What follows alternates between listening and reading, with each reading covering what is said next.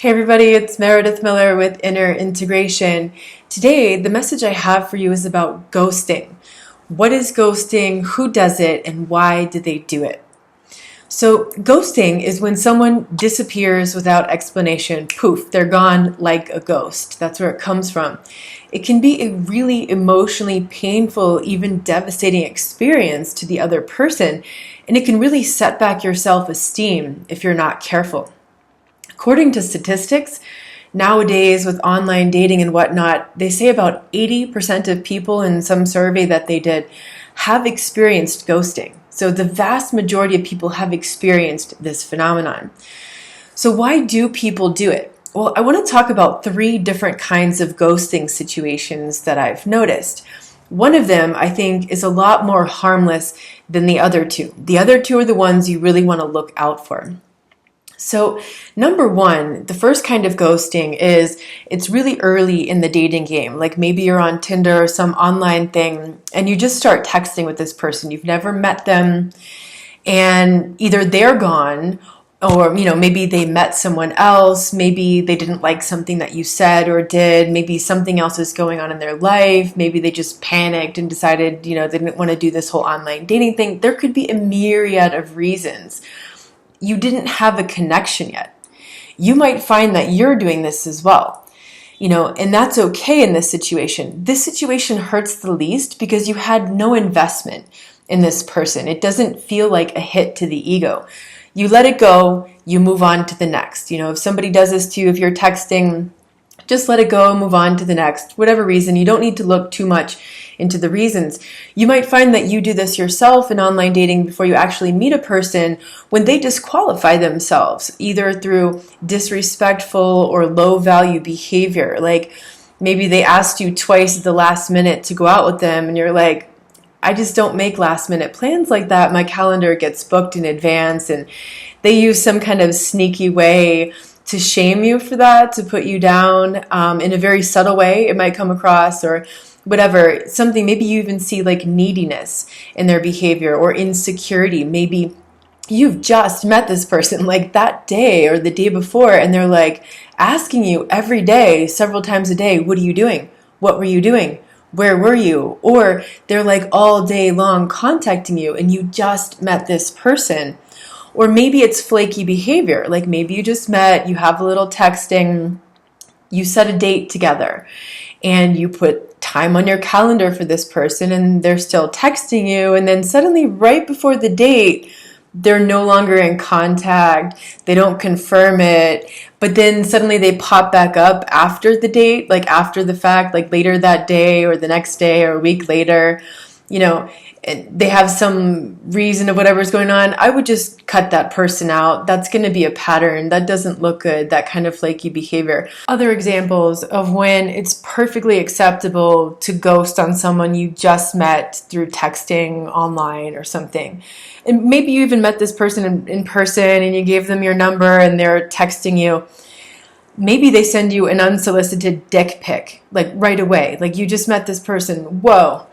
Just cut them off, just block them immediately. Or maybe they're starting to get entirely too sexual too early. Like literally you just met this person, maybe that day, maybe a few days, and they're already either very directly being sexual or they're beating around the bush. Like maybe they do it in some sort of way like, so, like what's the most exciting or interesting thing you ever did? And or ever happened to you, and you tell them some story about some adventure you had or whatever, and then they tell you, oh, I went to this sex party and there were 300 people there and everybody was fucking everybody.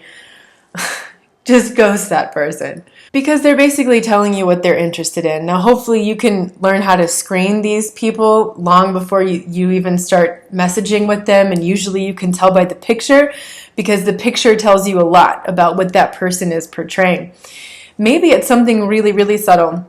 Maybe you put one picture up, you're not really showing much of yourself, and you're talking to this person. This is probably more likely to happen to women than men. And let's say the guy says, send me more pictures. I want to know you better. No, you don't. You just want to see my body. If you wanted to know me, we would be having a conversation. We would be meeting for coffee and actually getting to know each other.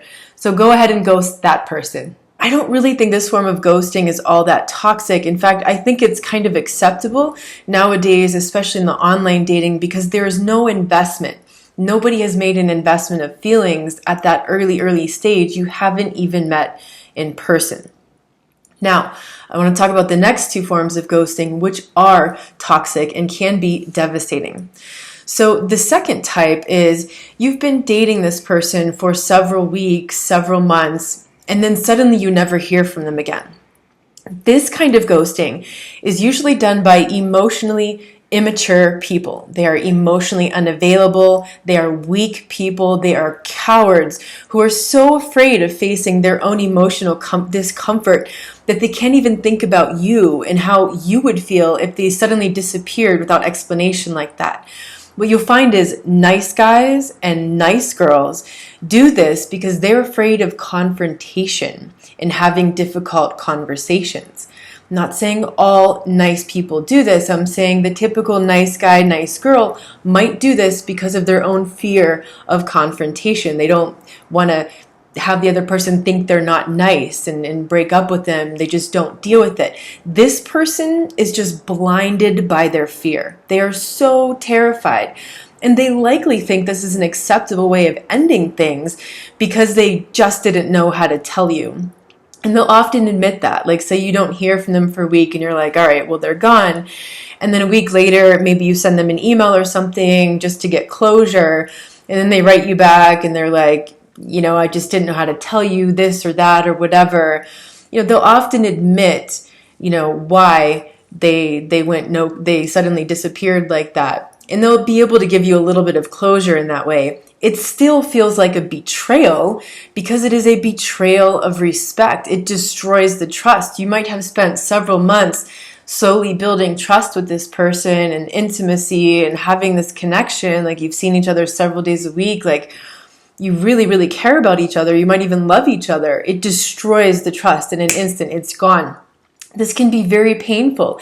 It can leave you with a lot of unanswered questions, not just about that relationship, but about yourself.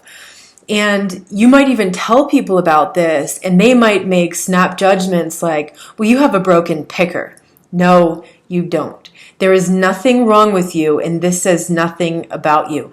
I hate that phrase. If you've ever heard that, you have a broken picker. That's something I've actually heard abusive people say to shame the victim. I've also heard not abusive people, but cowards say this who are just too afraid to take the risk of meeting someone new because they're terrified that they have a broken picker. And it's real easy for them to sit on the couch and call you, judge you in that way. This form of ghosting says a lot more about the person who ghosted you than you, okay? That person might have been really nice for months and you had no reason to suspect that they would do such a thing out of the blue. You've seen them handle their business with other people. When they ended things, they resolved it, they had conversations. Like you had no reason to suspect this was coming. The attitude at the end of this one is good riddance. That person just saved you a lot of time and heartache down the road as the relationship gets even more serious and they can't handle the tough emotions or situations that will inevitably come up in life and in relationships. The third type of ghosting, which is by far the most toxic, is the form that the narcissist, the psychopath, or other manipulative person does. This could happen weeks, months, or even years into a relationship. This is the person who is most likely to come back. In fact, there's a new term now for this. It's called zombieing. That's when a person comes back from the dead, or we also call this hoovering in the narcissistic abuse arena. So the ghosting in this case is actually a manipulative tactic, also called the silent treatment, in which it's used to push you away and then pull you back. So they push you away, they cut you off, maybe you try to get in contact with them, they're nowhere to be found, but you see they're still on social media, they're alive, they're clearly not in the hospital or anything. And then they come back. And so when you hear from the ghost again, you can bet your money that is a manipulative person. You can absolutely bet. This is the most confusing and cruel form of ghosting because they come back like nothing happened. Often their next attempt to contact you is some kind of text like, hey, that's it. Or even something exaggerated like, hi, with all these eyes or exclamation points or even emojis. Don't answer that. If you answer that, you're telling that person that you have no self-respect. You're giving them the green light to do it again, and they will. This is their pattern. If you start that conversation with that person, they're going to have some kind of excuse, and you might be tempted to accept it. No. Ciao, Rosa. So what is ghosting not? I saw this in one of the comments recently, and I've heard it a couple times. People say, well, what about when we cut off the narcissist or the psychopath? Like, is that ghosting? Is it the same as no contact? Ghosting is not no contact. No contact is a boundary that you set to protect yourself from a manipulative, abusive person who has proved that they are incapable of having a normal breakup conversation. Why? Maybe you have seen signs of physical violence. Maybe they've already been physically aggressive with you. Or maybe you've already seen signs that they will psychologically try to keep you and manipulate you in the relationship through guilt tripping, false pretenses of change, crocodile tears, blaming you for something you didn't do, twisting your words around, and making it difficult for you to end that relationship or end it peacefully. So how do you deal with ghosting? One, never ever take back a ghoster. They will only do it again. Okay, that second and third category of people, they're going to do it again. The first time, you had no idea it would happen. That wasn't your fault. But how do you prevent it from happening again? As soon as someone ghosts you, erase them from your life and start moving on. Remember, it's not about you. It's about them. So don't blame yourself or question your worth. Remind yourself that you are worthy. You're going to have to remind yourself over and over again. If you're hearing that script that you're not worthy, that something's wrong with you, that what did you do? Remind yourself you're worthy. Let yourself be angry at them. It's normal to be angry. Then, as you work through that anger, then allow yourself to process that anger so it doesn't eat you up. Do not chase them. Keep your dignity. Keep your dignity and walk away with grace and gratitude that they did you a favor so you didn't waste any more of your precious time on them. Keep reminding yourself this when you're tempted to run that negative script in your mind. Don't fear new relationships or getting back out there again just because one or a few losers that you met along the way did this to you. Re-examine your standards and be sure to upgrade them. Okay, at the end of every relationship, you want to do a processing exercise where you re-examine those standards and see where you need to upgrade them. Was there something about that person that set off a red flag? That would be in the case of number 3, in the case of the narcissist, the psychopath who goes and then zombies and comes back.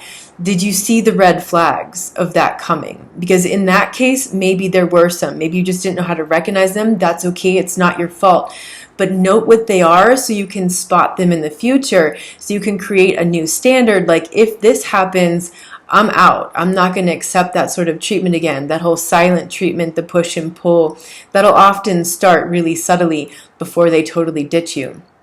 Except that sometimes we just can't predict what people do, and that's not your fault. The actions other people take are not your fault. So if this has happened to you, if you've experienced ghosting in one or more of these 3 different ways that I mentioned today, and you want to share something about that, go ahead and leave a comment here. And share this with somebody who's been ghosted. They might be still questioning themselves. They might still be really struggling with the self-esteem after the case, blaming themselves for what happened. Share this video with them to remind them that it's not their fault, to remind them that this happens to a lot of people. And I'm sending you all a big hug.